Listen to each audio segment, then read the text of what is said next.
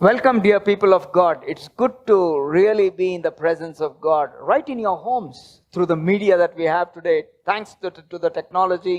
And I want to thank God for the excellent team that we have, will make it happen. But most of all, the resurrected Christ is with us, so that He's going to speak to us, that we will worship Him in spirit and in truth. Welcome again. ಕರ್ತನಲ್ಲಿ ಪ್ರೀತಿಯ ದೇವಜನರೇ, ಮತ್ತೊಂದು ಭಾನುವಾರ, ಮತ್ತೊಂದು ಪುನರುತ್ಥಾನ ದಿನದ ಆಚರಣೆ ನಿಮ್ಮೆಲ್ಲರನ್ನು ಬಹಳ ಪ್ರೀತಿಯಿಂದ ನಾವು ಸ್ವಾಗತಿಸುತ್ತೇವೆ. ಇವ್ಯಾಂಜಲಿಕಲ್ ಬ್ಯಾಪ್ಟಿಸ್ಟ್ ಸಭೆಯ ಸಂಗಡ ಸೇರಿ ಈ ಆರಾಧನೆಯಲ್ಲಿ ನೀವು ಪ್ರಪಂಚದಲ್ಲಿ ಎಲ್ಲೇ ಇದ್ದರೂ, ನಿಮ್ಮ ಮನೆಗಳಲ್ಲಿಂದ, ನಿಮ್ಮ ಹಾಸಿಗೆಯ ಮೇಲಿಂದ ಕೂಡ ನೀವು ನಮ್ಮೊಂದಿಗೆ ನೀವು ಆರಾಧನೆಯಲ್ಲಿ ನೀವು ಭಾಗವಹಿಸ್ಬೋದು. ಮನಶಾಸ್ತ್ರಜ್ಞರು ಹೇಳ್ತಾರೆ, ಜನರಲ್ಲಿ ಈ ದಿವಸ ತುಂಬ ಭಯ ಇದೆ, ಅನಾಥ ಪ್ರಜ್ಞೆ ಕಾಡ್ತಾ ಇದೆ, ಅನಿಶ್ಚಿತತೆ ಇದೆ ಅಂತ. ಆದರೆ ನನ್ನ ಪ್ರಿಯ ದೇವಜನರೇ, ದೇವರ ವಾಕ್ಯ ಏನು ಹೇಳುತ್ತೆ ಅದನ್ನು ಇವತ್ತು ಕೇಳೋಣ. ಮತ್ತು ದೇವರ ಪ್ರಸನ್ನತೆಯಲ್ಲಿ ನಾವು ಸೇರಿ ಬರುವಾಗ, ಆತನು ನಮ್ಮ ತಂದೆ ಆಗಿರುವಾಗ ನಮಗೆ ಯಾವ ಅನಾಥ ಪ್ರಜ್ಞೆ ಇಲ್ಲ, ನಮ್ಮಲ್ಲಿ ಸಂತೋಷವೇ ಸಂತೋಷ. ಆದ್ರಿಂದ ಬನ್ನಿರಿ, ಆರಾಧಿಸೋಣ. Amen. Praise God. Come, let us worship.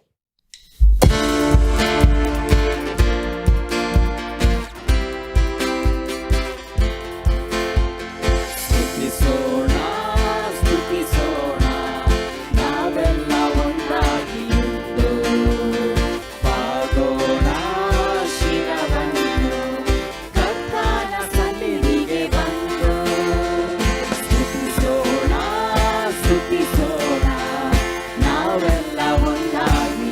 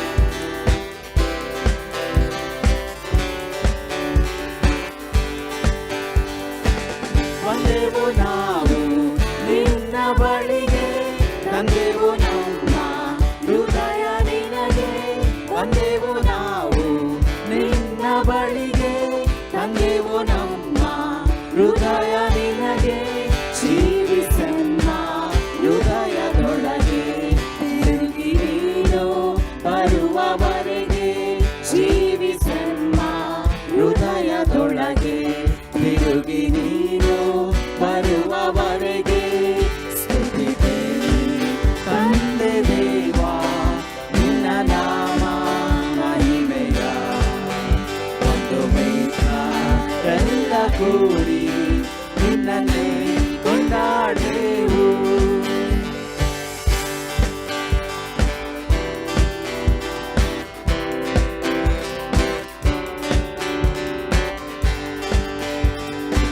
ಜೀವಿಸುವೇನು ಯೇಸುಗಾಗಿ, ಸಾಯುವೇನು ಕ್ರಿಸ್ತಗಾಗಿ.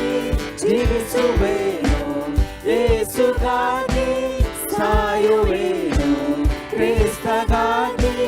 ನಲಿಯುವೇನು ನಿನಗಾಗಿ ಜೀವದಂತ್ಯವರೆಗೂ. ನಲಿಯುವೇನು ನಿನಗಾಗಿ ಜೀವದಂತ್ಯವರೆಗೂ. ಸ್ತುತಿಪೇ ತಂದೆ ದೇವಾ ನಿನ್ನ ನಾಮ ಮಹಿಮೆಯ ಒಂದು ಮಿತ್ರರೆಲ್ಲ ಕೂಡಿ ನಿನ್ನನ್ನೇ ಕೊಂಡಾಡುವೆವು. ಕರ್ತನ ನಾಮಕ್ಕೆ ಅನಂತ ಸ್ತೋತ್ರ ಉಂಟಾಗಲಿ. ಇವತ್ತು ಆತನ ಪರಿಶುದ್ಧ ವಾಕ್ಯಗಳನ್ನು ಕೇಳುವಂತೆ ನಾವು ಬಂದಿದ್ದೇವೆ. ಹೌದು, ಈಗಾಗಲೇ ನಾವು ಹಾಡಿದ್ದೇವೆ, ಕೊಂಡಾಡಿದ್ದೇವೆ, ಕರ್ತನನ್ನು ಆರಾಧಿಸಿದ್ದೇವೆ, ಅಡ್ಡ ಬಿದ್ದಿದ್ದೇವೆ. ಇವತ್ತು ವಾಕ್ಯವನ್ನು ಕೇಳುವಂತೆ ನಿಮಗೆ ಇವತ್ತು ಆಹ್ವಾನ ಇದೆ. ಪರಿಶುದ್ಧ ಆತ್ಮನು ತಾನೇ he's inviting you to the word of God. ಅದಕ್ಕಿಂತ ಮುಂಚೆ ತಲೆಬಾಗಿಸಿ ಬರೆದಿರುವಂಥ ಪರಿಶುದ್ಧ ಆತ್ಮನನ್ನು ಕೇಳಿಕೊಳ್ಳೋಣ. ನೀನೇನು ಹೇಳಬೇಕಂತಿದ್ದಿ ನಮಗೆ ಆ ಸಹಾಯಕ್ಕಾಗಿ ಪ್ರಾರ್ಥನೆ ಮಾಡೋಣ. ಪ್ರೀತಿಯುಳ್ಳ ನಮ್ಮ ತಂದೆಯಾದ ದೇವರೇ, ನಿನ್ನ ಕೃಪೆಗಾಗಿ ನಿನಗೆ ಅನಂತ ಸ್ತೋತ್ರ ಉಂಟಾಗಲಿ. ಇವತ್ತು ಕರ್ತನೆ ನಿನ್ನ ನಿನ್ನನ್ನು ಸಂಗೀತಗಳಿಂದ ಆರಾಧಿಸಿದ್ದೇವೆ, ವಾದ್ಯಗಳನ್ನು ಬಾರಿಸಿದ್ದೇವೆ ಕರ್ತನೆ, ಚಪ್ಪಾಳೆ ತಟ್ಟಿ ಹಾಡಿದ್ದೇವೆ ಕರ್ತನೆ. ನಿನಗೆ ಸ್ತೋತ್ರ ಉಂಟಾಗಲಿ. ಬಾ ಕರ್ತನೆ, ಇವತ್ತು ನಿನ್ನ ವಾಕ್ಯವನ್ನು ತೆರೆದು ನನ್ನೊಂದಿಗೆ ನಮ್ಮೊಬ್ಬೊಬ್ಬರೊಂದಿಗೆ ಉದ್ದೇಶಿಸಿ ಮಾತನಾಡು. ಮನುಷ್ಯನ ಮಾತು ನಿಂತು ಹೋಗಲಿ, ನೀನು ಮಾತನಾಡು, ಮಹಿಮೆ ಹೊಂದು ಕರ್ತನೆ. ಟ್ಯೂನಿನ್ ಆಗಿರುವಂಥ ಎಲ್ಲ ಪ್ರಿಯ ಸಹೋದರ ಸಹೋದರಿಯರಿಗಾಗಿ ನಿನಗೆ ಸ್ತೋತ್ರ. ಒಂದೊಂದು ಕುಟುಂಬಕ್ಕಾಗಿ ನಾನು ಕೊಂಡಾಡುತ್ತೇವೆ. ಬಾ ಕರ್ತನೆ, ಮಾತನಾಡು, ಮಹಿಮೆ ಹೊಂದು. ಆದಿ ಮಧ್ಯ ಕೊನೆ ನೀನೇ ಆಗಿದ್ದು ಆಶೀರ್ವದಿಸಬೇಕೆಂದು ಯೇಸು ಕ್ರಿಸ್ತನ ಪರಿಶುದ್ಧ ನಾಮದಲ್ಲಿ ಬೇಡಿದ್ದು ನಮ್ಮ ತಂದೆ, ಆಮೆನ್. ಇವತ್ತೊಂದು ವಿಶೇಷವಾದ ಒಂದು ಸುದ್ದಿಯನ್ನು ನಿಮಗೆ ಹೇಳಲಿಕ್ಕಿದ್ದೇನೆ. ಅದೇನು ಅಂತಂದರೆ, ಒಂದು ವಿಷಯದಲ್ಲಿ ಇವತ್ತು ಧ್ಯಾನ ಮಾಡಲಿಕ್ಕಿದ್ದೇವೆ. ಏನಪ್ಪ ಇದು? ಒಂದು ವಿಷಯ ಧ್ಯಾನ ಮಾಡಲಿಕ್ಕಿದ್ದೇವೆ ಅಂತ ಅನೇಕ ವಿಷಯಗಳಿವೆ ಬೈಬಲಲ್ಲಿ. ಹೌದು, 66 ಪುಸ್ತಕಗಳಿವೆ, ಬೇಕಾದಷ್ಟು ವಿಷಯಗಳಿದೆ ರೀ. ಆದಿಯಿಂದ ಕೊನೆಯವರೆಗೂ ನೋಡಬೇಕು ಅಂತಂದರೆ, ಆದಿಕಾಂಡ 1ರಿಂದ ಕೊನೆ ಪ್ರಕಟಣೆ 22ನೇ ಅಧ್ಯಾಯದವರೆಗೂ ನೋಡಬೇಕು ಅಂದರೆ ಬೇಕಾದಷ್ಟು ಸಂಗತಿಗಳಿದೆ. ಆದರೂ ಒಂದು ವಿಷಯದಲ್ಲಿ ಮಾತನಾಡ್ತಾ ಇದ್ದೀನಿ ಇವತ್ತು. ಹಾಗಾದರೆ ಏನೋ ಶ್ರೇಷ್ಠವಾಗಿರಬೇಕಲ್ಲ ಈ ಒಂದು ವಿಷಯ ಅಂತ. ಇದನ್ನು ನೋಡೋದಕ್ಕೆ ದೇವರ ವಾಕ್ಯದ ಕಡೆಗೆ ನಾವು ಹೋಗೋಣ. ಕೀರ್ತನೆ 27ಕ್ಕೆ ನಮ್ಮ ಗಮನ ಸಾರಿಸೋಣ. 27ನೇ ಕೀರ್ತನೆ ಮತ್ತು ಅದರ ಯಾರು ಬರೆದಿದ್ದಾರೆ ಕೀರ್ತನೆಯನ್ನು? ದಾವೀದನು ಬರೆದಿರುವಂಥ ಕೀರ್ತನೆಯಲ್ಲಿ ದಾವೀದನು ಮಾತನಾಡ್ತಾ ಇದ್ದಾನೆ. 4ನೇ ವಚನದಲ್ಲಿ ದಾವೀದನು ಮಾತನಾಡ್ತಾ ಇದ್ದಾನೆ. ಕೇಳಿಸ್ಕೊಳ್ಳೋಣ ದೇವರ ವಾಕ್ಯವನ್ನು, ನೋಡೋಣ ಏನು ಹೇಳ್ತಿದ್ದಾನೆ ಇವತ್ತು ಅಂತ. ಅವತ್ತು ಮಾತನಾಡಿರುವಂಥದ್ದು ಇವತ್ತು ನಮಗೆ ಕೇಳಿಸ್ತಾ ಇದೆ ಅಂದರೆ ಇದು ಪರಿಶುದ್ಧಾತ್ಮನ ಕೆಲಸ. ಆತನ ವಾಕ್ಯವನ್ನು ತೆರೆದು ನಮ್ಮ ಮುಂದೆ ಮಾತನಾಡ್ತಾನೆ. 4ನೇ ವಚನವನ್ನು ಕೇಳಿಸ್ಕೊಳ್ಳೋಣ. ನನ್ನ ಜೀವಮಾನದಲ್ಲೆಲ್ಲ ಯೆಹೋವನ ಮನೆಯಲ್ಲಿ ವಾಸ ಮಾಡುತ್ತಾ ಆತನ ಪ್ರಸನ್ನತೆಯನ್ನು ನೋಡುವುದಕ್ಕೂ ಆತನ ಮಂದಿರದಲ್ಲಿ ಧ್ಯಾನ ಮಾಡುವುದಕ್ಕೂ ನನಗೆ ಅಪ್ಪಣೆಯಾಗಬೇಕೆಂಬ ಒಂದೇ ವರವನ್ನು ಯೆಹೋವನಿಂದ ಕೇಳಿಕೊಂಡು ಅದನ್ನೇ ಎದುರು ನೋಡುತ್ತಿರುವೆನು. ನೋಡ್ರಿ, ಎಷ್ಟು ಒಂದು ಸೂಪರ್ ಆಗಿದೆ ಅಲ್ಲ. ನಾವು ದೇವ್ರಿಗೆ ಕೇಳ್ಕೊಂಡ್ರೆ ಏನೇನೆಲ್ಲ ಕೇಳ್ಕೋಬೋದು ಅಂತ ಅಲ್ವಾ? ಬೇಕಾದಷ್ಟು ಕೇಳ್ತೀವಿ ನಾವು. ಇವತ್ತು ಹಾಗೆ ಫ್ರೀಯಾಗಿ ಬಿಟ್ಬಿಟ್ರೆ ಏನು ಬೇಕು ನಿನಗೆ ಕೇಳ್ಕೊ ಅಂತ ಬಿಟ್ಬಿಟ್ರೆ ಬೇಕಾದಷ್ಟು ಕೇಳ್ಕೊಬೋದು. ನಾವು ಆಸ್ತಿ ಅಂತಸ್ತು ಕೇಳ್ಕೊಬೋದು, ಒಳ್ಳೆ ಕೆಲಸಕ್ಕೆ ಕೇಳ್ಕೊಬೋದು, ಮದುವೆ ಮಕ್ಕಳ ವಿಚಾರ ಆಗ್ಬೋದು, ಅಥವಾ ಒಂದೇನಾದರೂ ಒಂದು ಗ್ಯಾಜೆಟ್ಸ್ ತೊಗೊಳ್ಳುವಂಥ ವಿಷಯದಲ್ಲಾಗಲೂ, ಒಂದು ಸೆಲ್ ಫೋನ್ ತೊಗೊಳ್ಳುವಂಥ ವಿಷಯ, ಕಾರು ಸ್ಕೂಟ್ರು ಇವೆಲ್ಲ ಇದೆ ನೋಡುವಾಗ ಇದನ್ನೆಲ್ಲವನ್ನು ನಾವು ಕೇಳ್ಕೊಳ್ಳೋದಕ್ಕೆ ಸಾಧ್ಯತೆ ಇದೆ. ಒಳ್ಳೆಯ ಆರೋಗ್ಯ ಕೊಡು ದೇವ್ರೆ ಅಂತ ಕೇಳ್ಕೊಳ್ಳೋದಕ್ಕೆ ಸಾಧ್ಯ ಇದೆ.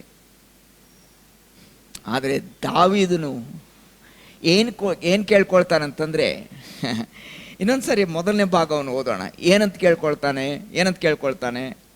ನನ್ನ ಜೀವಮಾನದಲ್ಲೆಲ್ಲ. ಇದು ಬಹಳ ಇಂಪಾರ್ಟೆಂಟು. ನನ್ನ ಸುಮ್ಮನೆ ಒಂದು ದಿವಸ ಹೋಗೋದು ಬರೋದಲ್ಲ, ನನ್ನ ಜೀವಮಾನವೆಲ್ಲ ಅಂದರೆ life it self was one thing for him. ಇಡೀ ಅವನ ಜೀವನದಲ್ಲಿ ಒಂದು ಸಂಗತಿ ಕಂಟಿನ್ಯೂಸ್ ಆಗಿ ನಡೀಲೇಬೇಕು ಅಂತ ಅವನ ಆಸೆ ಆಗಿದೆ. ಏನಂತೆ ಓದೋಣ.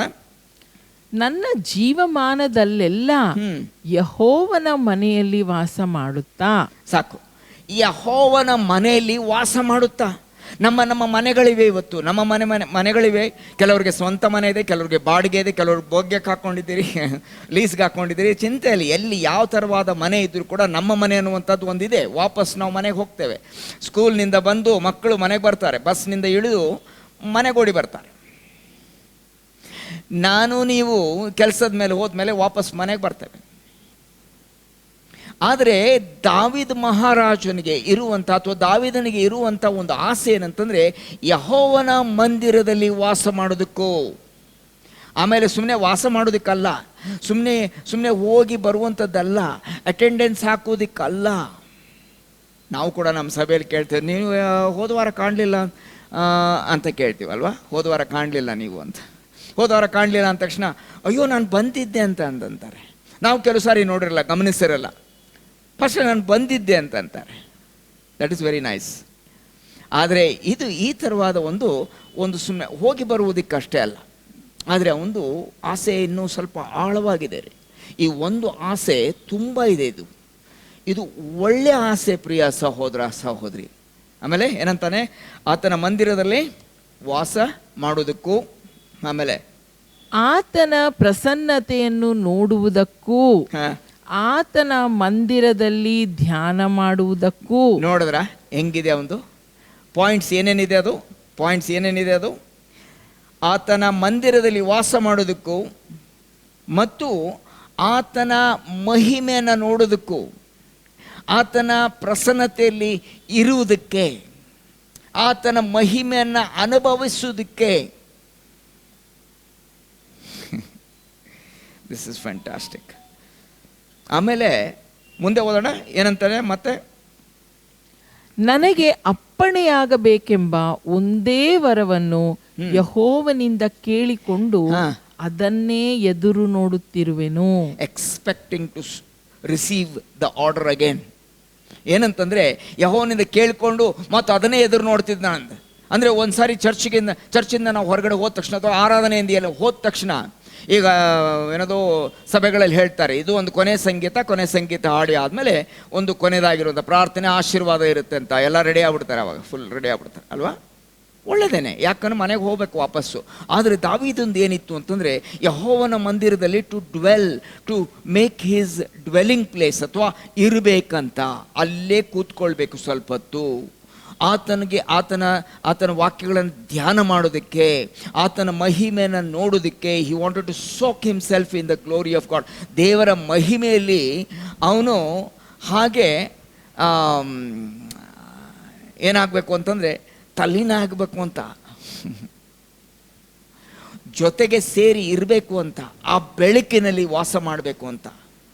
ಮಹಿಮೆ ಅಂದ ತಕ್ಷಣ ಬರೀ ಬೆಳಕಲ್ಲ, ಆತನ ಪ್ರಸನ್ನತೆಯಲ್ಲಿ ಅನೇಕ ಸಂಗತಿಗಳಾಗ್ತವೆ. ಅಂದರೆ ದೇವರ ಪ್ರಸನ್ನತೆಯಲ್ಲಿ ಇದ್ದಾಗ ಅನೇಕ ಒಳ್ಳೆಯ ಸಂಗತಿಗಳಾಗ್ತವೆ ಅವನ ಜೀವಿತದಲ್ಲಿ. ಅವನ ಜೀವನ ಚರಿತ್ರೆ ಸ್ವಲ್ಪ ನೋಡೋಣ. ಆಮೇಲೆ ಏನೇನು ಆಗ್ತಾ ಇತ್ತು ಇದು by staying in the presence of God. ದೇವರ ಪ್ರಸನ್ನತೆಯಲ್ಲಿ ಇದ್ದು ಅದನ್ನೆಲ್ಲವನ್ನು ಅನುಭವಿಸಿ ಅವನು ಹೊರಗಡೆ ಬಂದಾಗ, ಲೋಕದಲ್ಲಿ ಸಂಚಾರ ಮಾಡುತ್ತಿರುವಾಗ, ಲೋಕದ ಪ್ರಪಂಚದಲ್ಲಿ ಓಡಾಡುತ್ತಿರುವಂಥ ಸಮಯದಲ್ಲಿ ಅವನಿಗೆ ಬರುವಂಥ ಸಮಸ್ಯೆಗಳನ್ನು ಎದುರಿಸುವಾಗ ಅದು ಯಾವುದು ಬೇಸಾಗಿತ್ತು ಅಂತಂದರೆ, ಅವನ್ನೆಲ್ಲವನ್ನು ಎದುರಿಸೋದಕ್ಕೆ ಯೆಹೋವನ ಮಂದಿರದ ಮಹಿಮೆನೇ ಅದಕ್ಕೆ ಒಂದು ಗೆಲುವನ್ನು ಕೊಡೋದಕ್ಕೆ ಅಥವಾ ಅದನ್ನು ಓವರ್ಕಮ್ ಮಾಡೋದಕ್ಕೆ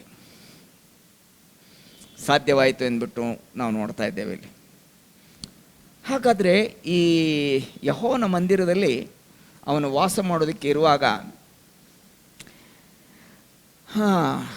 ಇವತ್ತು ನಾವು ನಮ್ಮ ವಿಷಯ ಏನು ಅಂತ ಯೆಹೋವನ ಮಂದಿರಕ್ಕೆ ಹೋಗ್ತೀವಿ, ಆದರೆ ಆತನ ಮಹಿಮೆಯನ್ನು ನೋಡ್ತೀವ? ಈ ಆಸೆ ನಮಗಿರಬೇಕು. ಪ್ರತಿಯೊಬ್ಬರಾದ ನಾವು ಇದು ನೀವು ಭಾನುವಾರ ಬೆಳಿಗ್ಗೆ ಹೋಗ್ಬೋದು, ಭಾನುವಾರ ಸಾಯಂಕಾಲ ಕೆಲವ್ರಿಗೆ ಇರುತ್ತೆ, ಬುಧವಾರ ಪ್ರಾರ್ಥನೆ ಇರ್ಬೋದು, ಶುಕ್ರವಾರ ಪ್ರಾರ್ಥನೆಗಳಿರ್ಬೋದು, ಬೈಬಲ್ ಸ್ಟಡಿ ಇರ್ಬೋದು. ಹೆಂಗಾದರೂ ಕೂಡ ನಾವು ಆಲಯಕ್ಕೆ ಹೋಗೋಕ್ಕಿಂತ ಮುಂಚೆ ನಾವು ಪ್ರಾರ್ಥನೆ ಮಾಡಬೇಕಿಷ್ಟೇ. ದೇವರೇ, ನನ್ನೊಂದಿಗೆ ಮಾತನಾಡು, ನಿನ್ನ ಮಹಿಮೆಯಲ್ಲಿ ನನ್ನನ್ನು ಸಂಧಿಸು, ನಿನ್ನ ಮಹಿಮೆಯಲ್ಲಿ ನನ್ನನ್ನು ಸಂಧಿಸು, ನನ್ನನ್ನು ಸಂಧಿಸು, ನನ್ನೊಂದಿಗೆ ಮಾತನಾಡು ಅಂತ ನನ್ನ ಪ್ರಾರ್ಥನೆ ಅದಾಗಿದೆ. ಪ್ರತಿ ಸಾರಿ ನಾನು ಸಭೆಯಲ್ಲಿ ಬರುವಾಗ ಅಥವಾ ಮೊದಲು ಪ್ರಸಂಗಿಸುವಾಗ ನಾನು ಅದನ್ನು ಹೇಳ್ತೇನೆ, ನನ್ನನ್ನು ಬದಲಾಯಿಸು, ನಾನು ಇಲ್ಲಿಂದ ಹೋಗುವಾಗ ಬೇರೆಯವನಾಗಿ ಹೋಗಬೇಕು ಇಲ್ಲಿಂದ. ಯಾಕಂದರೆ ಆತನ ಮಹಿಮೆಯನ್ನು ನೋಡಿದ ಮೇಲೆ, ಆತನ ಮಹಿಮೆಯನ್ನು ಅನುಭವಿಸಿದ ಮೇಲೆ ನಮ್ಮ ಸ್ವಭಾವಗಳು, ನಮ್ಮ ಭಾಷೆ, ನಮ್ಮ ನಡೆ ನುಡಿ ಎಲ್ಲವೂ ಬದಲಾವಣೆಗೆ ಅದು ನಡೆಸಬೇಕಾಗ್ತದೆ. ಕಾಣಬೇಕು, ಅದು ನನ್ನ ಜೀವಿತದಲ್ಲಿ ಕಾಣಬೇಕು. ಅದೊಂದು ಆಸೆ ಆಗಿದೆ ಇವತ್ತು ಪ್ರಿಯ ಸಹೋದರ ಸಹೋದರಿ. ಹೌದು, ಕೇಳಿಸ್ಕೊಳ್ತಿದ್ದೀರಿ ವಾಕ್ಯವನ್ನು. ಇದು ನಿಮ್ಮ ಒಂದು ಆಸೆ ಆಗಿದೆಯೇನು? ಕರ್ತನ ನಾಮಕ್ಕೆ ಸ್ತೋತ್ರವಾಗಲಿ. ಈ ಆಸೆ ಇರೋದ್ರಿಂದಲೇ ಟ್ಯೂನಿನ್ ಆಗಿದ್ದೀರಿ. ಕರ್ತನಿಗೆ ನಾನು ಸ್ತೋತ್ರ ಹೇಳ್ತೇನೆ, ಕರ್ತನಿಗೆ ಥ್ಯಾಂಕ್ಸ್ ಆತನಿಗೆ ಹೇಳ್ತಾ ಇದ್ದೇನೆ. ಸರಿ, ಆತನ ಪ್ರಸನ್ನತೆಯನ್ನು ನೋಡೋದಕ್ಕೆ, ಆತನ ವಾಕ್ಯಗಳನ್ನು ಧ್ಯಾನ ಮಾಡೋದಕ್ಕೆ ಇವನಿಗೆ ಆಸೆ ಇದ್ರಿ. ಇವನಿಗೇನು ಬೇರೆ ಬೇರೆ ಕೆಲಸ ಇರಲಿಲ್ವಾ? ಜಸ್ಟ್ ಸುಮ್ಮನೆ ಇದ್ನ? ಇಲ್ಲ, ಬೇಕಾದಷ್ಟು ಕೆಲಸ ಇತ್ತು ಅವನಿಗೆ. ಅದನ್ನೆಲ್ಲವನ್ನ ಬದಿಗಿಟ್ಟು ಯೆಹೋವನ ಮಂದಿರಕ್ಕೆ ಹೋಗ್ಬೇಕೆನ್ನುವಂಥ ಆಸೆ. ಸ್ವಲ್ಪ ಲೇಟಾಗಿ ಎದ್ದುಬಿಟ್ರೆ ಅಲ್ವಾ, ಸ್ವಲ್ಪ ಲೇಟಾಗಿ ಎದ್ದುಬಿಟ್ರೆ ಇವತ್ತು ಬೇಡ ಬಿಡು, ಇಲ್ಲೇ ಆನ್ಲೈನ್ ನೋಡ್ಕೊಳ್ಳೋಣ ಅಥವಾ ಏನೋ ಒಂದು ಬೇರೆ ಒಂದು ಮಾಡೋಣ ಅಂತ, ಸಾಯಂಕಾಲ ನೋಡೋಣ ಅಂತ. ಬೇಡ. ಸೋಮವಾರದಿಂದ ಶುಕ್ರವಾರ ಅಥವಾ ಇವನ್ ಶನಿವಾರ ಕೂಡ ಕೆಲವರಿಗೆ ವರ್ಕಿಂಗ್ ಇದೆ ಅಲ್ವಾ. ಸೋಮವಾರದಿಂದ ಶನಿವಾರದವರೆಗೆ ನಾವು ಹೇಗೆ ಬೇಗನೆ ಎದ್ದು ನಮ್ಮ ಕೆಲಸ ಕಾರ್ಯಗಳಿಗೆ ಹೋಗ್ತೀವೋ, ಯಾಕಂದರೆ ಕೆಲಸ ಕಾರ್ಯ ಮಾಡದೇ ಇದ್ದರೆ ನಮಗೆ ಸಂಬಳ ಸಿಗಲ್ವಲ್ಲ.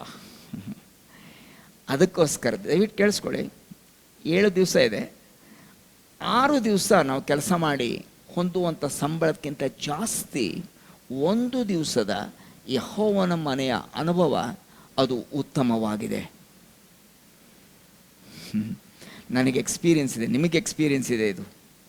ನಾನು ಮೊದಲು ಕೆಲಸ ಮಾಡುವಂಥ ಸಮಯದಲ್ಲಿ ಒಂದು ಸಾರಿ ಡೆಲ್ಲಿಗೆ ನನ್ನ ಕರೆದಿದ್ರು, ನಮ್ಮ ಹೆಡ್ ಆಫೀಸಲ್ಲಿತ್ತು, ಡೆಲ್ಲಿಗೆ ನನ್ನನ್ನು ಕರೆದಿದ್ರು. ಅಲ್ಲಿ ಹೋದಾಗ ತುಂಬ ಚಳಿ, ಡಿಸೆಂಬರ್ ತಿಂಗಳು, ಡೆಲ್ಲಿ ಈಸ್ ವೆರಿ ಕೋಲ್ಡ್, ಒಂದು 7-8 ಡಿಗ್ರಿ ಇತ್ತು, ತುಂಬ ಚಳಿ ಇತ್ತು. ಹೇಗೂ ನಾವು ಅಲ್ಲಿ AC ಇದರಲ್ಲಿರುವಾಗ ಒಳಗಡೆ ಇರುವಾಗ ಗೊತ್ತಾಗ್ತಿರ್ಲಿಲ್ಲ, ಆಮೇಲೆ ಈಚೆ ಬಂದಮೇಲೆ ಗೊತ್ತಾಗೋದು. ಭಾನುವಾರ ಬಂದುಬಿಟ್ಟಿತ್ತು, ಒಂದು ದಿವಸ ಮಧ್ಯದಲ್ಲಿ ಒಂದು ಭಾನುವಾರ ಇತ್ತು. ಅದಕ್ಕೋಸ್ಕರ ನನಗೆ ಅಲ್ಲಿ ಸಭೆಯಲ್ಲಿದೆ ಏನಿದೆ ಅವರು ಮಾತಾಡುವಂಥ ಹಿಂದಿ ಭಾಷೆ ಅದು ಅರ್ಥ ಆಗ್ತಿರ್ಲಿಲ್ಲ ಒಂದೊಂದು ಸಾರಿ, ಮೆನಿ ಇಯರ್ಸ್ ಅಗೋ. ಆದರೆ ಅದಕ್ಕೋಸ್ಕರ ನಾನೇನು ಮಾಡ್ತಾಯಿದ್ದೆ ಅಂದರೆ, ನನಗೆ ಆಸೆ ಇತ್ತು ಹೆಂಗಾದರೂ ಮಾಡಿ ಯಾವುದಾದ್ರು ಒಂದು ಸಭೆಯಲ್ಲಿ ಕೂತ್ಕೊಂಡು ಆತನ ವಾಕ್ಯವನ್ನು ಕೇಳಬೇಕು ಅಂತ. ನಾನೇನು ಮಾಡಿದೆ ಗೊತ್ತಾ? ನನ್ನ ಬೈಬಲ್ ತೊಗೊಂಡು ಹೊರಗಡೆ ಹೋದೆ. ಅಲ್ಲಿ ಹತ್ತಿರದಲ್ಲಿ ಒಂದು ಬಸ್ ಸ್ಟಾಪ್ ಇತ್ತು. ಆ ಬಸ್ ಸ್ಟಾಪ್ ಹತ್ರ ಹೋಗಿ ನಾನು ನಿಂತ್ಕೊಂಡೆ ಸ್ವಲ್ಪ ಹೊತ್ತು. ಚಳಿ ಅಂದರೆ ಚಳಿ, ಅಷ್ಟೊಂದು ಅಷ್ಟೊಂದು ವಾರ್ಮ್ ಕ್ಲೋದಿಂಗ್ ಇರಲಿಲ್ಲ, ಚಳಿ ಕೋಟ್ ಅದು ಯಾವುದು ಇರಲಿಲ್ಲ, ಸ್ವಲ್ಪ ಹಾಕ್ಕೊಂಡಿದ್ದೆ. ಹಾಗೆ ನಡ್ಕೊಂಡು ಸ್ವಲ್ಪ ನಿಂತ್ಕೊಂಡಿದ್ದೆ. ಯಾಕಂದರೆ ನಾನು ಏನು ನೋಡೋದಕ್ಕೆ ನಾನು ಇಷ್ಟಪಟ್ಟೆ ಗೊತ್ತಾ? ಯಾರಾದರೂ ಸಹೋದರ ಆಗಲಿ ಸಹೋದರಿ ಆಗಲಿ ಯಾರಾದರೂ ಒಂದು ಬೈಬಲ್ ಹಿಡ್ಕೊಂಡು ಏನಾದರೂ ಬರ್ತಾರಾ ಅಂತ ನೋಡಿದೆ. ಸ್ವಲ್ಪ ಹೊತ್ತು ನೋಡಿದೆ. ಚಕ್ಕಂತ ಒಂದು ಸಹೋದರಿ ಮತ್ತು ಅವರ ಮಕ್ಕಳಿಬ್ಬರು, ಅವರು ಬೈಬಲ್ ಹಿಡ್ಕೊಂಡಿರೋದನ್ನು ನೋಡಿ, ಸಿಸ್ಟರ್ ಅಂತಂದ್ಬಿಟ್ಟು ಹೋಗಿ ಕೇಳಿಬಿಟ್ಟು, ಆಪ ಚರ್ಚ್ ಜಾರ ಅಂತಂತಂದು, ಹಾಂ ಭಯ ಅಂತಂತಂದರು. ಮೈ ಬಿ ಆಸಕ್ತಿ I want to come with you ಅಂತ ಈ ರೀತಿಯಾಗಿ ಒಂದು ಬ್ರೋಕನ್ ಹಿಂದಿ ಇತ್ತು ನಂದು. ಮಾತಾಡಿದೆ, ಜರೂರ್ ಆಜಾವ್ ಅಂತಂತಂದ್ರೆ ಹೋಗಿ ಕೂತ್ಕೊಂಡ್ಬಿಟ್ಟು. ಎಲ್ಲ ಹಿಂದಿಯಲ್ಲಿತ್ತು, ಹಾಡೋದು ಹಿಂದಿಯಲ್ಲಿತ್ತು, ವಾಕ್ಯ ಹಿಂದಿಯಲ್ಲಿತ್ತು. ನನಗೆ ಎಷ್ಟು ಅರ್ಥ ಆಯಿತೋ ಇಲ್ವೋ ಗೊತ್ತಿಲ್ಲ. ಆದರೆ ದಾವೀದನ ಆಸೆ ನನ್ನ ಆಸೆ ಆಗಿತ್ತು ಅವತ್ತು. ಯಾಕಂತಾನೆ ನಾನು ಯೆಹೋವನ ಮಂದಿರಕ್ಕೆ ಹೋಗಬೇಕು ಅನ್ನುವಂಥ ಒಂದು ದೃಢ ತೀರ್ಮಾನ ನನ್ನಲ್ಲಿ ಬಂದಿರುವ ಕಾರಣವಾಗಿ ಅಷ್ಟೊಂದು ಚಳಿಯಲ್ಲಿ ಕೂಡ ಅಲ್ಲಿ ಹೋಗಿ ಹುಡುಕಿಕೊಂಡು ಒಂದು ಬೈಬಲ್ ಹಿಡ್ಕೊಂಡಿರುವಂಥ ಸಹೋದರಿಯನ್ನು ನೋಡಿದ ತಕ್ಷಣ, ಅವರ ಮಕ್ಕಳನ್ನು ನೋಡಿದ ತಕ್ಷಣ ಅವ್ರ ಜೊತೆಗೆ ನಾನು ಹೋದೆ. ಭಕ್ತನು ಹೇಳ್ತಾನೆ ಇನ್ನೊಂದು ಭಾಗದಲ್ಲಿ, ಜನರು ನನ್ನನ್ನು ಎಲ್ಲಿ ಕರೆದ್ರಂತೆ, ಬನ್ನಿರಿ ಯೆಹೋವನ ಮಂದಿರಕ್ಕೆ ಹೋಗೋಣ ಅಂತ ಬನ್ನಿರಿ ಅಂತ ಕರೆದಾಗ ನನಗೆ ಸಂತೋಷವಾಯ್ತು. ಐ ವಾಸ್ ಗ್ಲಾಡ್ ಅಂತಾನೆ ಭಕ್ತನು, ಇದೇ ಭಕ್ತನು ದಾವೀದನು. ಯೆಹೋವನ ಮಂದಿರಕ್ಕೆ ಹೋಗುವಂಥ ಒಂದು ವಾಡಿಕೆ ಅಷ್ಟೇ ಅಲ್ಲ, ಅದೊಂದು ಆಸೆ, ಅದೊಂದು ಆಸೆ, ಅದೊಂದು ಆಸೆ ಇವತ್ತು ನನಗೆ ನಿನಗೆ ಇರಲಿ ಅಂತ ನನ್ನ ಪ್ರಾರ್ಥನೆ ಆಗಿದೆ. ಪ್ರಿಯ ಸಹೋದರ ಸಹೋದರಿ, ನೀವು ಹೋಗ್ತಿದ್ದೀರಿ, ಪ್ರತಿ ಭಾನುವಾರ ಹೋಗ್ತೀರಿ. ಕರ್ತನಾಮಕ್ಕೆ ಸ್ತೋತ್ರ ಉಂಟಾಗಲಿ. ಇದು ಏನಾಯಿತು ಅಂತಂದರೆ, ಇವನಿಗೆ ಯಾಕಿದು ಆಸೆ ಬಂತು, ಇಷ್ಟೊಂದು ಯಾಕಿಷ್ಟು ಆಸೆ ಬಂತು ಇವನಿಗೆ ಅಂತಂದರೆ, ದಾವೀದನನ್ನು ಅರಸನನ್ನಾಗಿ ಮಾಡಿರುವಂಥವನು ದೇವರು. ದೇವರು ಸಮುವೇಲ್ ಅಂತ ಒಬ್ಬ ಭಕ್ತನಿಗೆ ಹೇಳಿದ, ಒಬ್ಬ ಪ್ರವಾದಿಯವನು, ಅವನು ಕೊನೆಯ ಒಂದು ನ್ಯಾಯಸ್ಥಾಪಕನು, ಮೊದಲನೇ ಪ್ರವಾದಿಯ ಒಂದು ಆಫೀಸನ್ನು ಪ್ರಾರಂಭ ಮಾಡಿರುವವನು. ಹಾಗಾದರೆ ಸಮುವೇಲನಿಗೆ ಹೇಳಿದ, ನೀನು ಎದ್ದು ಇಷಯನ ಮನೆಗೆ ಹೋಗು. ಅಂದರೆ ಇಷಯ ಅಂತಂದರೆ ದಾವೀದನ ತಂದೆಯ ಮನೆಗೆ ಹೋಗು, ಅಲ್ಲಿ ನಾನು ಮಾಡಬೇಕಾಗಿರೋದು ನನ್ನ ಸಂಗತಿಯನ್ನು ನಾನು ನಿನಗೆ ಹೇಳ್ತೀನಿ ಅಂತ. ಒಂದು ಎಣ್ಣೆಯನ್ನು ತಗೊಂಡು ಅಭಿಷೇಕ ಮಾಡೋದಕ್ಕೆ ಅವನು ಹೋದ, ಒಬ್ಬ ಅರಸನನ್ನು ಅಭಿಷೇಕ ಮಾಡೋದಕ್ಕೆ. ಎಲ್ಲ ಅಣ್ಣಂದಿರಿದ್ದರು, ದೊಡ್ಡ ದೊಡ್ಡವರಿದ್ದರು, ಅವ್ರ ಮನೇಲಿದ್ದರು. ಮನೇಲಿದ್ದಾಗ ಆಮೇಲೆ ನೋಡ್ತಾನೆ, ಎತ್ತರ ಅದು ಇದು ನೋಡ್ಬಿಟ್ಟು ಇವನೇ ಇರಬೇಕು ನೆಕ್ಸ್ಟ್ ರಾಜ ಆಗೋದಕ್ಕೆ ಅಂತ ಹೋಗಿ ಇನ್ನೇನು ಆಲಿವ್ ಎಣ್ಣೆ ತೊಗೊಂಡ್ಬಿಟ್ಟು ಹೋಗಿ ಅಭಿಷೇಕ ಮಾಡೋದಕ್ಕೆ ಪ್ರಯತ್ನ ಪಟ್ಟನೇನು. ದೇವ್ರು ಹೇಳಿದ ಅವನ ಹೃದಯದಲ್ಲಿ, ಇವನಲ್ಲ, ಒಬ್ಬ ಬಂದ, ಇನ್ನೊಬ್ಬ ಬಂದ, ಈ ರೀತಿಯಾಗಿ ಎಲ್ಲರೂ ಬಂದ ಮೇಲೆ, ಅದಾದಮೇಲೆ ಇವರಲ್ಲ ಇವರಲ್ಲ ಇವರಲ್ಲ ಇವನಲ್ಲ ಇವನಲ್ಲ ಅಂತಂದ್ಮೇಲೆ ಮತ್ತೆ ಇನ್ಯಾರಪ್ಪ ಅಂತ ಅಂದ್ಕೊಂಡಿರ್ಬೇಕು ಅವನು ಸಮುವೇಲನು. ಇಷ್ಟು ದೂರ ಬಂದಿದ್ದೇನೆ ಇಷಯನ ಮನೆಗೆ, ಇನ್ಯಾರು ಅಂತ. ಆಮೇಲೆ ಒಂದು ಪ್ರಶ್ನೆ ಕೇಳ್ತಾನೆ, ಇನ್ಯಾರು ಇಲ್ವಾ ನಿನ್ನ ಮಕ್ಕಳು ಅಂತ. ಒಬ್ಬನಿದ್ದಾನೆ, ಅವನು ಅಡವಿಯಲ್ಲಿ ಕುರಿಯನ್ನು ಕಾಯ್ತಾ ಇದ್ದಾನೆ ಅಂತ. ಆಗ ಸಮುವೇಲ್ ಹೇಳ್ತಾನೆ, ಅವನನ್ನು ಕರೆಸು ಬೇಗ ಅಂತ. ಅವನು ಬರುವವರೆಗೂ ನಾವು ಊಟಕ್ಕೆ ಕೂತ್ಕೊಳ್ಳಲ್ಲ ನಾವು not sit till he comes, because I have come with a purpose, with intent. ಅಂದರೆ ನಾನು ಆ ಒಂದು ಯೆಹೋವನಿಂದ ಆಜ್ಞೆ ಆಗಿದೆ ರೀ, ನಾನು ಬಂದಿದ್ದೀನಿ, ಈಗ ನಾನು ಅಭಿಷೇಕ ಮಾಡಬೇಕೀಗ. ಮುಂದಿನ ರಾಜನನ್ನು ಅಭಿಷೇಕ ಮಾಡೋದಕ್ಕೆ ಬಂದಿದ್ದಾನೆ. ದಾವೀದನು ಇನ್ನೂ ಕುರಿ ಕಾಯುವಂಥ ಒಂದು ಸಣ್ಣ ಹುಡುಗ ಬರ್ತಾನೆ. ಎಲ್ಲ ಸಹೋದರ ಅವನ ಅಣ್ಣಂದಿರ ಮುಂದೆನೇ ದಾವೀದನಿಗೆ ಅಭಿಷೇಕ ಆಗೋಗ್ಬಿಡ್ತದೆ. ದೇವರ ವಾಕ್ಯದಲ್ಲಿ ಹೀಗೆ ಬರೆದಿದೆ, ಆ ಹೊತ್ತಿನಿಂದ ಆಗಲೇ ಅವನಿಗೆ ಪರಿಶುದ್ಧ ಆತ್ಮನ ಒಂದು ಅಭಿಷೇಕ ಆಯಿತು ಅಂದ್ಬಿಟ್ಟು ನಾವು ನೋಡ್ತಾ ಇದ್ದೇವೆ. ಪ್ರಿಯ ಸಹೋದರ ಸಹೋದರಿ, ಅವನು ಯಾಕೆ ಯೆಹೋವನ ಮಂದಿರವನ್ನು ಅವನು ಹಂಬಲಿಸ್ತಿದ್ದ. ಅವನಿಗೆ ಭಯಂಕರ ಆಸೆ ಇತ್ತು ಯೆಹೋವನ ಪ್ರಸನ್ನತೆಯಲ್ಲಿ ಹೋಗಿರಬೇಕು ಅಂತ. ಯಾಕಂತಂದರೆ ಒಳಗಡೆ ಇರುವಂಥ ಅಭಿಷೇಕ ಅವನನ್ನು ನಡೆಸ್ತಾ ಇತ್ತು. ಒಳಗಿರುವಂಥ ಪರಿಶುದ್ಧಾತ್ಮನೆಂಬ ವಿಶೇಷವಾಗಿರುವಂಥ ಒಂದು ಅಭಿಷೇಕ ಇದೆಯಲ್ಲ, ಆ ಅಭಿಷೇಕದಿಂದಲೇ ಇವನು ಆಲಯಕ್ಕೆ ಹೋಗಬೇಕು, ಅಲ್ಲಿರಬೇಕು, ಯೆಹೋವನ ಪ್ರಸನ್ನತೆಯನ್ನು ನೋಡಬೇಕು. You wants to see the glory of God. ಈ ಆಸೆ ಆಗಿತ್ತು ಪ್ರಿಯ ಸಹೋದರ ಸಹೋದರಿ. ಅದಕ್ಕೋಸ್ಕರ ನಾವು ಆಮೇಲೆ ನೋಡೋಣ ಅವನು ಏನೇನು ಮಾಡ್ತಾನೆ, ಅವನು ಅದೇ ಅಭಿಷೇಕದಲ್ಲಿ ಏನೇನು ಮಾಡ್ತಾನೆ ಆಮೇಲೆ ನೋಡೋಣ. ಏನಂತಂದರೆ, ಏನು ಬೇಕು ಅಂತ ಒಂದು ವಿಷಯ ಕೇಳಿ ಯಾರಾದರೂ ಕೇಳಿದ್ರೆ ಏನು ಬೇಕು ಕೇಳ್ಕೊ ಅಂತ, ಇವನು ಒಂದು ವಿಷಯ ಕೇಳ್ಕೊಂಡಿದ್ದೇ ಬೇರೆ. ಆದರೆ ಅವನು ಜಾಸ್ತಿ ಬಲಕ್ಕೋಸ್ಕರ ಕೇಳ್ಕೊಳ್ಳಿಲ್ಲ, ಏನೋದು ಯುದ್ಧವನ್ನು ಮುಂದೆ ಗೆಲ್ಲಬೇಕು ನಾನಂತ ಆ ರೀತಿಯಾಗಿ ಕೇಳ್ಕೊಳ್ಳಿಲ್ಲ, ಏನೋದು ವೈರಿಗಳ ಮೇಲೆ ನಾನು ಇನ್ನೂ ಒಂದು ದಾಳಿ ಮಾಡಬೇಕು, ನಾನು ಆಕ್ರಮಿಸ್ಕೊಳ್ಬೇಕನ್ನುವಂಥದ್ದು ಹೇಳಲಿಲ್ಲ. ಅವನು ಏನು ಕೇಳಿಲ್ಲ. ಒಂದು ಕೇಳ್ಕೊಂಡ ಅವನು, ನಾನು ನಿನ್ನ ಪ್ರಸನ್ನತೆಯಲ್ಲಿ ಕೂತ್ಕೋಬೇಕು.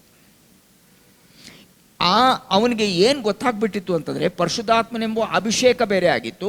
ಅವನಿಗೇನು ಗೊತ್ತಾಗಿತ್ತು ಅಂತಂದರೆ, ಹೋಗಿ ಆಲಯದಲ್ಲಿ ಒಳಗೆ ಕೂತ್ಕೊಂಡು ಆತನ ಪ್ರಸನ್ನತೆ, ದೇವರ ಪ್ರಸನ್ನತೆ ನೋಡುವಂಥ ಸಮಯದಲ್ಲಿ ಬೇರೆ ಎಲ್ಲ ಸಂಗತಿಗಳು ಅವನಿಗೆ ಜೋಡಿಸಲ್ಪಡ್ತವೆ ಅಂತ. ಇದೇ ಒಂದು ಅಂಶವನ್ನು ಯೇಸು ಸ್ವಾಮಿ ಹೊಸ ಒಡಂಬಡಿಕೆಯಲ್ಲಿ ಹೇಳ್ತಾನೆ.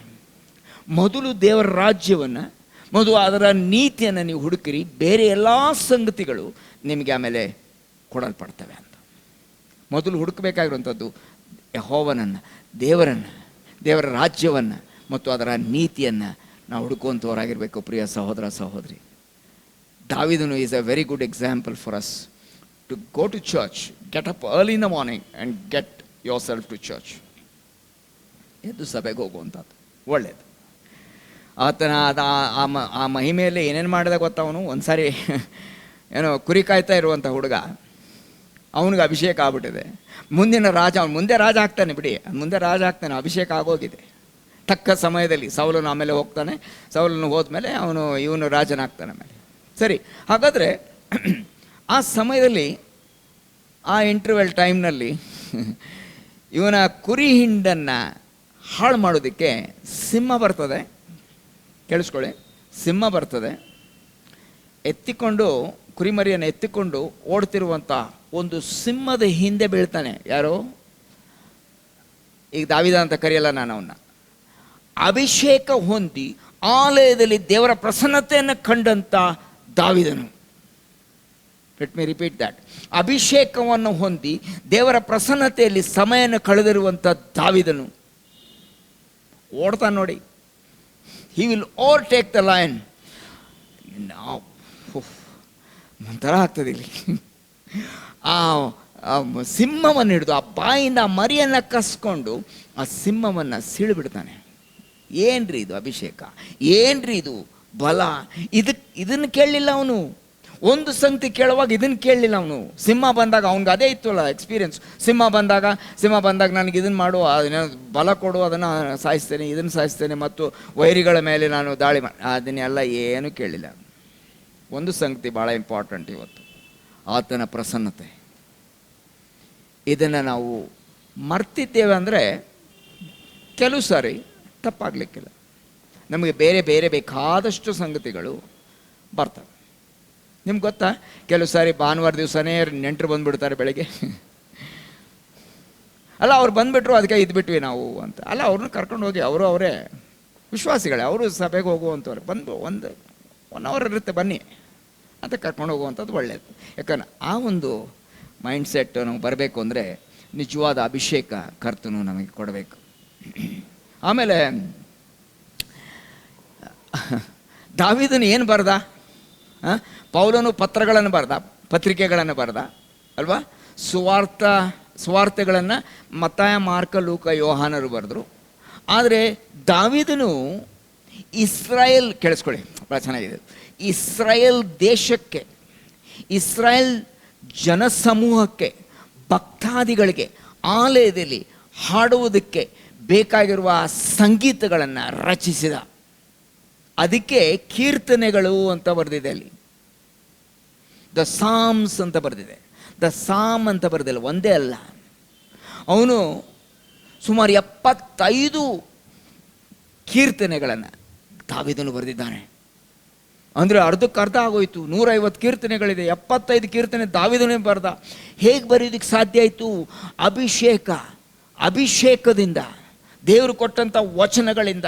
ಇವತ್ತಿಗೂ ಕೂಡ ಯೆಹೋವನ ಕುರುಬನು ನಾನು ಕೊರತೆ ಪಡೆಯೋನು, ಆತನು ನನ್ನ ಹಸಿರುಗಾವಲು ನನ್ನ ತಂಗಿಸ್ತಾನೆ, ಇದನ್ನೆಲ್ಲ ನಾವು ಓದ್ತೀವಿ. 23ನೇ ಕೀರ್ತನೆ ಆಗೋದು, 91ನೇ ಕೀರ್ತನೆ ರಾತ್ರಿ ಮಲಗೋಕ್ಕಿಂತ ಮುಂಚೆ ಓದಿ ಮಲಗುವಂಥದ್ದು ವಾಡಿಕೆ ಇದೆ. ಪ್ರಿಯ ಸಹೋದರ ಸಹೋದರಿ, ಎಲ್ಲ ಕೀರ್ತನೆಗಳನ್ನು ನೋಡುವಾಗ 75 ಕೀರ್ತನೆಗಳನ್ನು ದಾವೀದನು ಆ ಅಭಿಷೇಕದಿಂದ, ಆ ದೇವರ ಪ್ರಸನ್ನತೆಯಲ್ಲಿ ಕೂತ್ಕೊಳ್ಳುವುದರಿಂದ, ಅಂಥ ಬಲದಿಂದ ಆ ಕೀರ್ತನೆಗಳನ್ನು ಬರೆಯೋದಕ್ಕೆ ಸಾಧ್ಯ ಆಯಿತು. ಮತ್ತು ಅಷ್ಟೇ ಅಲ್ಲ, ಅವನಿಗೊಂದು ಕಿನ್ನರಿ ಇತ್ತು. He was a great musician, the sweet psalmist of Israel ಅಂತ ನಾವು ನೋಡ್ತಾ ಇದ್ದೀವಿ. ಅವನು ಏನು ಹಿಂಗೆ ಬಾರಿಸೋದು, ಕಿನ್ನರಿ ಬಾರಿಸೋದು ಏನದು? ಅದು ಅಡವಿಯಲ್ಲಂತೆ. ನಿಮ್ಗೆ ಗೊತ್ತಾ, ಸೌಲನ ಮೇಲೆ ದುರಾತ್ಮ ಬರ್ತಾಯಿತ್ತು. ಗೊತ್ತಾ ನಿಮಗೆ? ಅರಸನಾಗಿರುವ ಸೌಲನ ಮೇಲೆ ದುರಾತ್ಮ ಬರ್ತಾಯಿತ್ತು. ಅವನ ಮೇಲೆ ದುರಾತ್ಮ ಬಂದಾಗ ಅವನು ಹೇಳಿ ಕಳಿಸ್ತದ್ದು, ಯಾರಾದರೂ ಒಬ್ಬರು ಒಳ್ಳೆ ಕಿನ್ನರಿ ಬಾರಿಸೋರು ನೋಡ್ರಪ್ಪ ಅಂತ. ಆವಾಗ ಯಾರೋ ಒಬ್ರು ಹೋಗಿ ಹೇಳ್ತಾರೆ, ಅಲ್ಲಿ ಅಡವಿಯಲ್ಲಿ ಒಬ್ಬನು ಅವನೇ, ಯೆಶಾಯನ ಮಗನಿದ್ದಾನೆ, ಅವನು ಒಳ್ಳೆ ಚೆನ್ನಾಗಿ ಬಾರಿಸ್ತಾನೆ ರೀ. ಅವನು ಎಂಥ ವಾಕ್ಚಾತುರನು, ಅವನು ಪರಾಕ್ರಮಿ, ಅವನು ಹಂಗೆ ಹಿಂಗೆ ಅಂತೆಲ್ಲ ಹೇಳಿದ್ಮೇಲೆ ವಿವರಣೆ ಕೊಡ್ತಾರೆ. ಅವನು ಅಲ್ಲಿ ಯಾರು ನೋಡದೇ ಇರುವಂಥ ಸಮಯದಲ್ಲಿ ಚಂದವಾಗಿ ರಚನೆ ಮಾಡ್ತಾಯಿದ್ದ. ಅವನು ಎಲ್ಲರ ಮುಂದೆ ಇದ್ದು ಒಂದೇನೋ ಕಾಂಟ್ರಾಕ್ಟ್ ಕೊಟ್ಟು, ಇಷ್ಟು ಸಾಂಗ್ ಬರೆದ್ರೆ ನಾವು ಇದನ್ನು ಪಬ್ಲಿಷ್ ಮಾಡಿ ನಿನಗೆ ಏನೊಂದು ಸ್ವಲ್ಪ ಕೊಡ್ತೀವಿ ಅಂತ ಯಾರು ಹೇಳಿಲ್ಲ. Nobody offered him anything. He wrote the book of Psalms. 75 Psalms because of the anointing of the Holy Spirit of God. ದೇವರ ಅಭಿಷೇಕದಿಂದ ಅವನು ಬರೆಯೋದಕ್ಕೆ ಪ್ರಾರಂಭ ಮಾಡಿದ.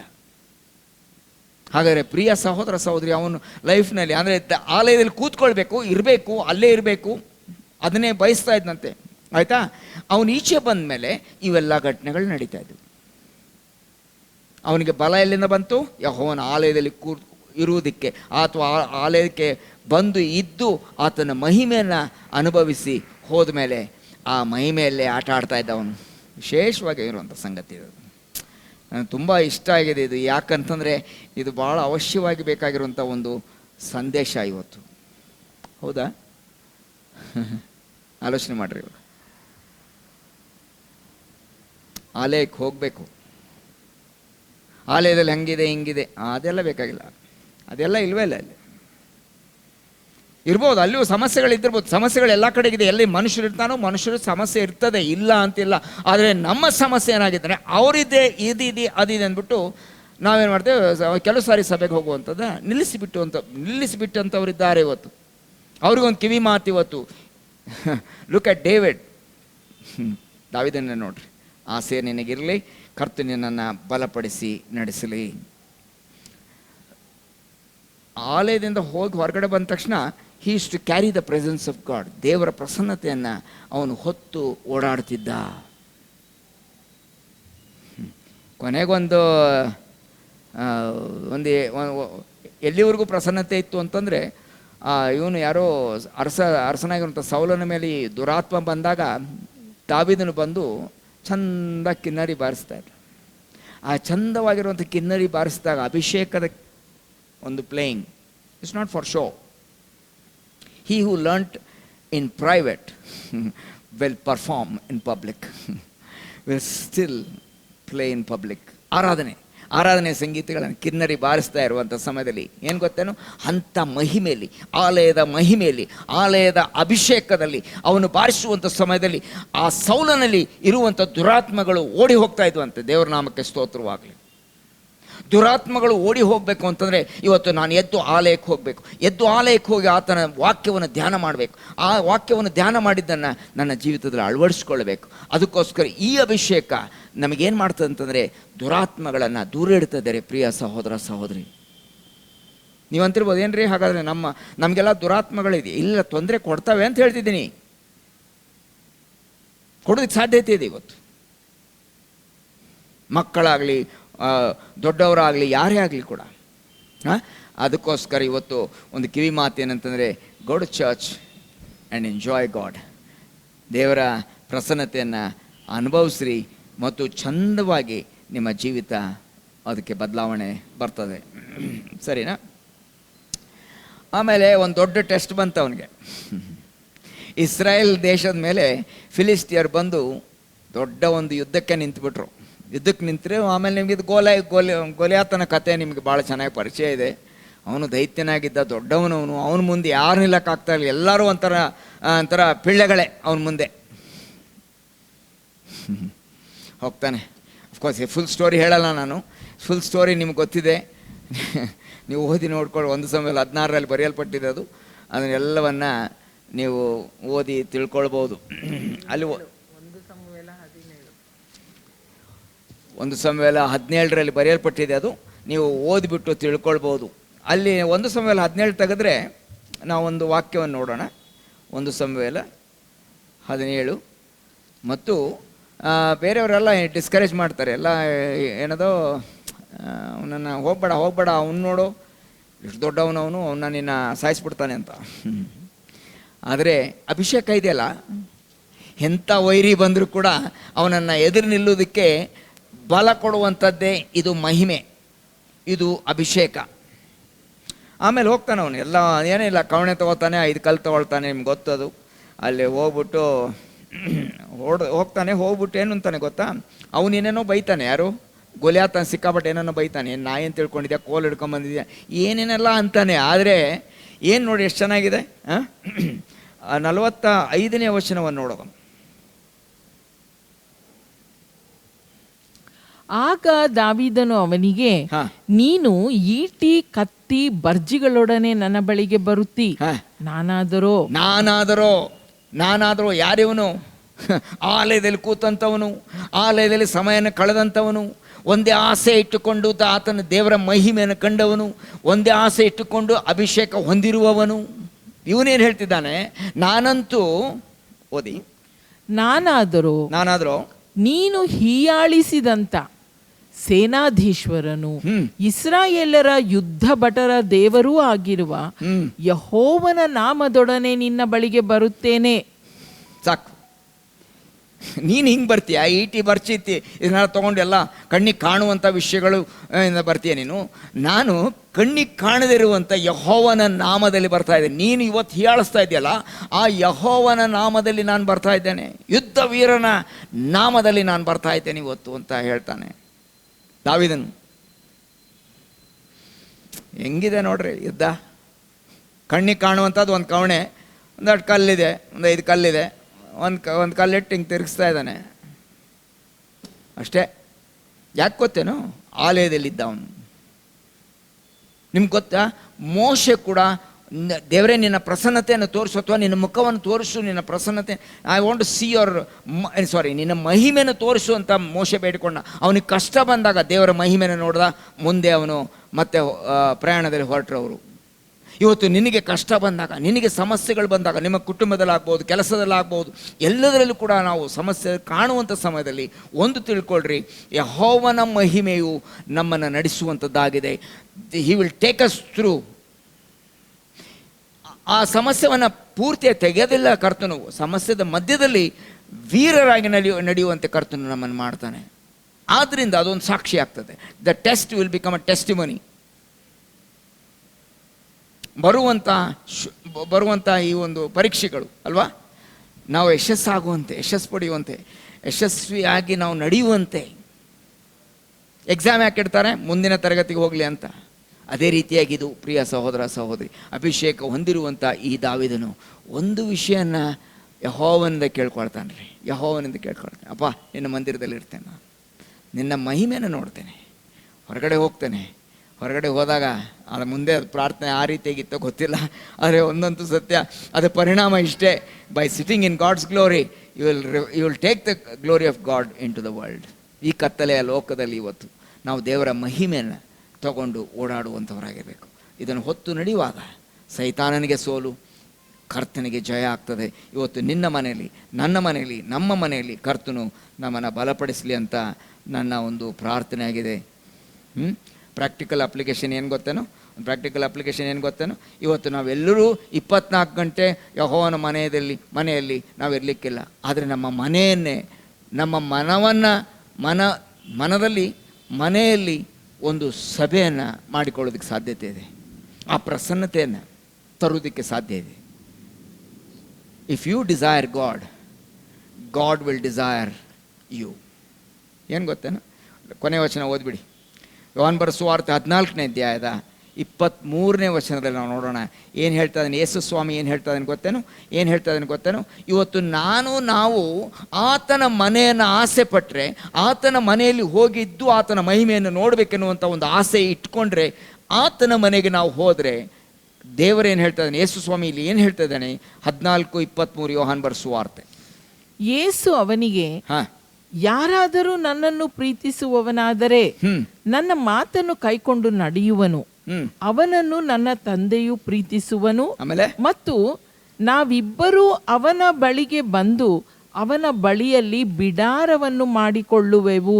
ಏನ್ ಚೆನ್ನಾಗಿದೆ ಸ್ಟೇಟ್ಮೆಂಟು.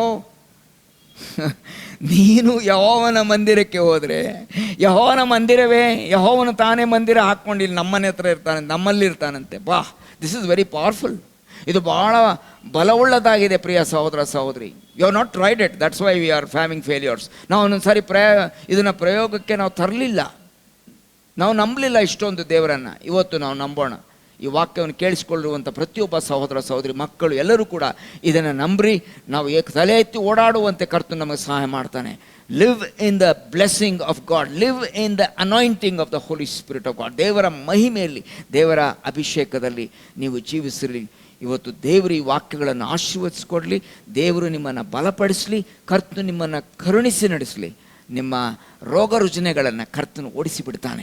ಕರ್ತನು ಒಂದು ರೀತಿಯಲ್ಲಿ ನೋಡಬೇಕಾಗಿದ್ದರೆ ಬರುವಂತೆಲ್ಲ ದುರಾತ್ಮಗಳ ಒಂದು ಪ್ರಯತ್ನವನ್ನು ಆತನೇ ಹಾಳು ಮಾಡ್ತಾನೆ. ಯಾಕಂತಂದರೆ ಕರ್ತನು ತಾನೇ ಅದನ್ನು ಹಾಳು ಮಾಡ್ತಾನೆ, ತೆಗಿತಾನೆ ಅದನ್ನು. ಯಾಕಂದರೆ ನೀನು ಕರ್ತನು ಒಂದಾಗಿ ಒಂದು ಮನೆಯಲ್ಲಿ ಇದ್ದಾಗ ಆ ಮಹಿಮೆ ಹೊರಗಡೆ ಬರ್ತದೆ. ಕರ್ತನ ಈ ವಾಕ್ಯಗಳನ್ನು ಆಶೀರ್ವದಿಸ್ಕೊಡ್ಲಿ. ಆಮೇನ್. ಪ್ರಾರ್ಥನೆ ಮಾಡೋಣ. ಪ್ರೀತಿ ಸ್ವರೂಪನಾಗಿರುವ ನಮ್ಮ ತಂದೆ ಆದ ದೇವರೇ, ಈ ದಿನಕ್ಕಾಗಿ ನಿಮಗೆ ಸ್ತೋತ್ರ ಸಲ್ಲಿಸ್ತೇವೆ. ಟ್ಯೂನಿನ್ ಆಗಿರುವಂಥ ಎಲ್ಲ ಫ್ಯಾಮಿಲೀಸ್ಗೆ, ಒಂದೊಂದು ಕುಟುಂಬಕ್ಕಾಗಿ ನಿಮಗೆ ಸ್ತೋತ್ರ ಕರ್ತನೆ. ಹೌದಪ್ಪ, ಇವತ್ತು ಮಾತನಾಡಿದ್ದಿ ಒಂದೇ ಒಂದು ವಿಷಯ ನೋಡಿದ್ದೇವೆ ನಾವು ಇವತ್ತು. ಏನಂದರೆ ಕರ್ತನೆ ದಾವೀದನ ಕೇಳ್ಕೊಳ್ತಾನೆ, ಯೆಹೋವನ ಕೇಳ್ಕೊಳ್ತಾನೆ, ಯೆಹೋವನ ಮಂದಿರದಲ್ಲಿ ನಾನು ಇರಬೇಕು, ನಿನ್ನ ಮಂದಿರದಲ್ಲಿ ನಾನು ಇರಬೇಕು, ನಿನ್ನ ಪ್ರಸನ್ನತೆಯಲ್ಲಿ ನಾನು ಇರಬೇಕು, ನಿನ್ನ ಮಹಿಮೆಯನ್ನು ನೋಡಬೇಕು, ನಿನ್ನ ವಚನಗಳನ್ನು ಕೇಳಿಸ್ಕೊಳ್ಳಬೇಕು, ಧ್ಯಾನ ಮಾಡಬೇಕು. ಅಪ್ಪ, ಇದು ನಮ್ಮೊಬ್ಬೊಬ್ಬರ ಆಸೆ ಆಗಿರಲಿ. ಆಗ ಈ ಅಭಿಷೇಕದಲ್ಲಿ ನಾವು ಈ ಕತ್ತಲೆಯ ಪ್ರಪಂಚದಲ್ಲಿ ಓಡಾಡುವಾಗ ಜಯವು ನಮ್ಮದಾಗ್ತದೆ. ಯಾಕಂದರೆ ಆ ಅಭಿಷೇಕದ ಜಯ ಕತ್ತಲೆಯ ಪ್ರಪಂಚದಲ್ಲಿ ಬೆಳಕನ್ನು ಚೆಲ್ಲುವಂಥದ್ದೇ ಆಗಿದೆ. ಕರ್ತನೆ, ನಿನ್ನ ನಾಮಕ್ಕೆ ಸ್ತೋತ್ರ ಉಂಟಾಗಲಿ. ಒಬ್ಬೊಬ್ಬರು ನೀನು ಬಲಪಡಿಸು, ಆಶೀರ್ವದಿಸು. ರೋಗ ರುಜಿನಗಳಿಂದ ಕರ್ತನೆ ಎಲ್ಲದರಿಂದ ಬಿಡಿಸು, ಕಷ್ಟಗಳಿಂದ ಬಿಡಿಸು, ಬಲಪಡಿಸು, ನಡೆಸು ಕರ್ತನೆ. ಕೆಲವರು ಕರ್ತನೆ ಭಾಳ ಸಾಲಗಳಾಗಿರ್ಬೋದು, ಅಥವಾ ಸಮಸ್ಯೆಗಳಾಗಿರ್ಬೋದು, ಅಥವಾ ಒಂದು ಕುಟುಂಬ ಇನ್ನೊಂದು ಕುಟುಂಬ ಜೊತೆಗೆ ಮಾತನಾಡಲಿಕ್ಕಿಲ್ಲ, ಏನೇನೋ ಸಮಸ್ಯೆಗಳಿರ್ಬೋದು ಕರ್ತನೆ. ಎಲ್ಲದರಿಂದ ಬಿಡುಗಡೆ ಕೊಡು. ಯಾಕಂದರೆ ಯೆಹೋವನ ಆಲಯದ ಒಂದು ವಿಶೇಷವಾದ ಮಹಿಮೆಯು ಇದೆಲ್ಲವನ್ನು ತೆಗೆದು ತಿಳಿಯಾದ ಮನಸ್ಸುಗಳನ್ನು ನಮ್ಮ ದಯಪಾಲಿಸು. ಮಕ್ಕಳು ಓದುವುದಕ್ಕೆ ಜ್ಞಾನ ತಿಳುವಳಿಕೆ ಕೊಡು. ಮಹಿಮೆ ನಿನಗುಂಟಾಗಲಿ. ಯೇಸು ಸ್ವಾಮಿ ಹೆಸರು ಬೇಡಿದ್ದು ನಮ್ಮ ತಂದೆ. ಆಮೆನ್.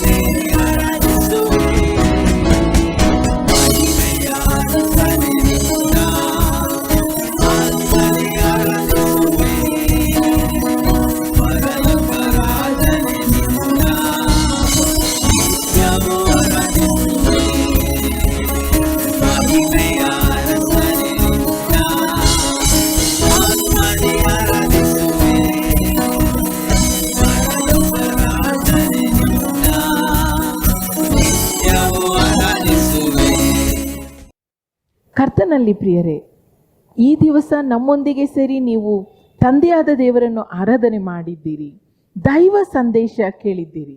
ಹೌದು, ನೀನು ಮಾನ್ಯನು, ಪ್ರಿಯನು, ಅಮೂಲ್ಯನು. ಇದಕ್ಕಿಂತ ಇನ್ನೆಂಥ ಭರವಸೆ ನೀಡುವಂಥ ಮಾತುಗಳು ನಿಮಗೆ ಬೇಕಾಗಿದೆ.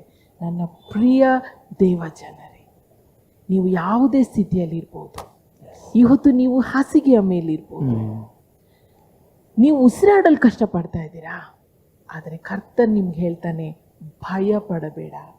ನೀನು ನದಿಗಳನ್ನು ದಾಟುವಾಗ ಅವು ನಿನ್ನನ್ನು ಮುಳುಗಿಸು. ನೀನು ಜ್ವಾಲೆಯಲ್ಲಿ ಕಂದದಿರುವಿ. ನನ್ನ ಪ್ರಿಯರೇ, ಕರ್ತನ್ ನಿಮ್ಮೊಂದಿಗಿದ್ದಾನೆ. ನಿರುದ್ಯೋಗ ಸಮಸ್ಯೆಯೋ, ಆರ್ಥಿಕ ಸಂಕಷ್ಟವೋ, ಅಥವಾ ನಿರಾಶೆಯೋ, ಮುರಿದು ಬಿದ್ದ ಸಂಬಂಧಗಳೋ, ಇದೆಲ್ಲದರ ಮಧ್ಯೆ ಕರ್ತನು ನಿಮ್ಮನ್ನು ಮಾನ್ಯನು, ಪ್ರಿಯನು, ಅಮೂಲ್ಯನು ಅಂತ ಕರೆಯುವಾಗ ಆತನ ಮಾತನ್ನು ನೀವು ನಂಬ್ರಿ, ಆತನ ಮೇಲೆ ಭರವಸವಿಡ್ರಿ. ಕರ್ತನು ಮಾತಿಗೆ ತಪ್ಪುವನಲ್ಲ.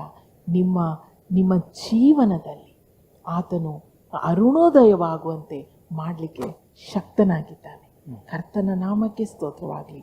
ಈಗ ನಮ್ಮ ಸಭಾಪಾಲಕರು ಪ್ರಾರ್ಥನೆಯಲ್ಲಿ ನಮ್ಮನ್ನು ನಡೆಸ್ತಾರೆ, ಮತ್ತು ನಿಮ್ಮಲ್ಲಿ ಯಾರಿಗಾದರೂ ಕಾಯಿಲೆಯಲ್ಲಿ ಇರುವವರಿಗೋಸ್ಕರ ಪ್ರಾರ್ಥನೆ ಮಾಡ್ತಾರೆ, ಮತ್ತು ಜನ್ಮದಿನವನ್ನು ಕಂಡವರಿಗೋಸ್ಕರ, ಮದುವೆಯ ವಾರ್ಷಿಕೋತ್ಸವವನ್ನು ಆಚರಿಸಿದವರಿಗೋಸ್ಕರ ಕೂಡ ಸಭಾಪಾಲಕರು ಪ್ರಾರ್ಥನೆ ಮಾಡುವವರಾಗಿದ್ದಾರೆ.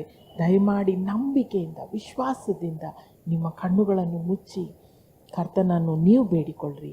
ಕರ್ತನು ಪ್ರಾರ್ಥನೆಯನ್ನು ಕೇಳಲು ಶಕ್ತನಾಗಿದ್ದಾನೆ. ಖಂಡಿತವಾಗಿ ನಿಮಗೆ ಉತ್ತರ ನೀಡ್ತಾನೆ. ಯಾಕಂದರೆ ನೀವು ಆತನಿಗೆ ಮಾನ್ಯರು, ಪ್ರಿಯರು, ಅಮೂಲ್ಯರು. ಕರ್ತನಿಗೆ ಸ್ತೋತ್ರವಾಗಲಿ. Cell phone ಹಿಡ್ಕೊಂಡಿದ್ದೇನೆ.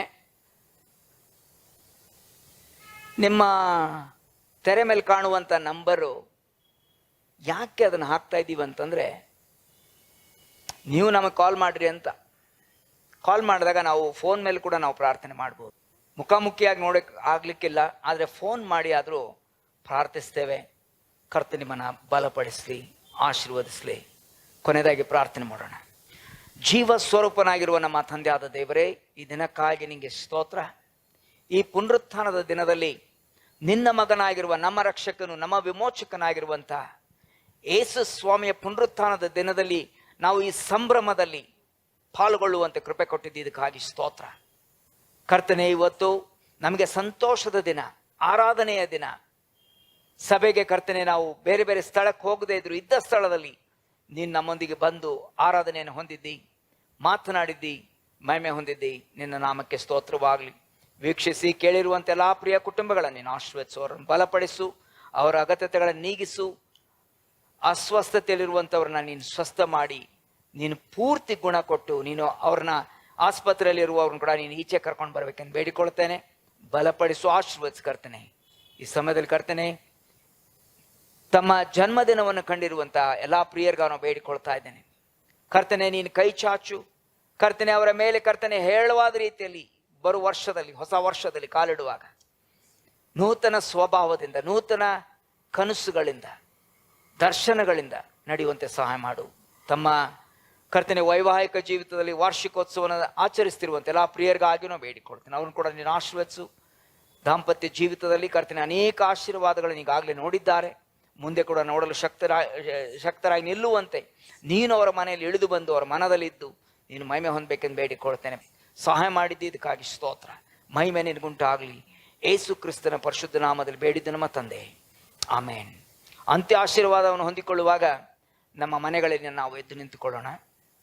ಈಗ ನಮ್ಮ ಕರ್ತನಾಗಿರುವ ಯೇಸು ಕ್ರಿಸ್ತನ ಕೃಪೆಯು, ನಮ್ಮ ತಂದೆಯಾದ ದೇವರ ಪ್ರೀತಿಯು, ಆತನ ವಿಶೇಷವಾದ ಪ್ರಸನ್ನತೆ, ಆತನ ಫಲ ಬಲ ನಮ್ಮೆಲ್ಲರ ಸಂಗಡ, ಕ್ರಿಸ್ತನ ಸಭೆಯ ಸಂಗಡ, ವೀಕ್ಷಿಸಿರುವಂಥ ಒಂದೊಂದು ಕುಟುಂಬದ ಸಂಗಡ, ನಿನ್ನ ಮಕ್ಕಳ ಸಂಗಡ ಈಗಲೂ ಎಂದೆಂದಿಗೂ ಇರಲಿ. ಆಮೇನ್.